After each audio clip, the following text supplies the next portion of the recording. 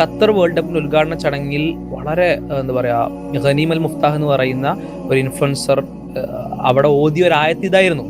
അവിടെ ഓ മനുഷ്യരെ ഇന്ന ഖലഖ്നാകും മിൻ ദക്കരിൻ വ ഉൻസ, നിങ്ങളെല്ലാം ഒറ്റ ആണിന്റെയും ഒറ്റ പെണ്ണിന്റെയും മക്കളാണെന്ന് പറഞ്ഞാൽ എത്രത്തോളം മനോഹരമായ മാനവികതയാണ് പറയുന്നത്.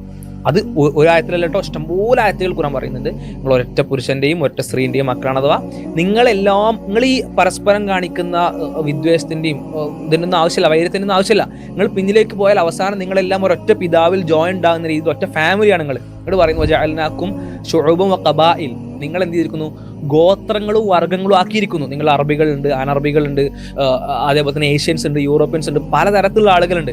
ആ ഷുഊബും ഖബായിലും നിങ്ങളുള്ളത്, അഥവാ നിങ്ങൾ ഗോത്രങ്ങളും വർഗ്ഗങ്ങളുള്ളത് ലിതആറഫു, നിങ്ങൾ പരസ്പരം അറിയാൻ വേണ്ടി മാത്രമാണ്. നിങ്ങളിൽ ഒരാളെയും എന്ത് ചെയ്യുന്നില്ല, പടച്ചവന്റെ മുന്നിൽ അത് ഉയരത്തിലേക്ക് എത്തിക്കുന്നില്ല.